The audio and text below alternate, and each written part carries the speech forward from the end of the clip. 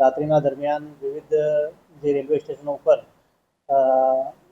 જે અસામાજિક તત્વો હાજર હોય અને જે એવા લુખ્ખા તત્વો યાત્રી સિવાય જે પણ હાજર હોય યાત્રી રેલવે સ્ટેશન સ્ટાફ સિવાય એના ઉપર વોચ રાખતા હોય છે અને એને અટકાવતા હોય છે. આ દરમિયાન જ્યારે અમારા સ્ટાફ પેટ્રોલિંગમાં હતા તે દરમિયાન એમને માહિતી મળી કે રેલવેના જે મેમુ કાર શેડ વિસ્તાર છે ત્યાં રેલવે સ્ટોર રૂમ આવેલું છે, જૂનું સ્ટોર રૂમ છે જે રેલવે સ્ટેશનથી આશરે 3.5 કિલોમીટરના અંતરમાં છે. ત્યાં ઇંગ્લિશ દારૂનો જથ્થો હાજર છે. તો અમારી એલસીબીની ટીમ ત્યાં રેડ કરતા એમને 241 જેટલી પેટીઓ ત્યાં મળી. ટોટલ 38 લાખ જેટલો મુદ્દામાલ ત્યાંથી રિકવર કરવામાં આવેલું.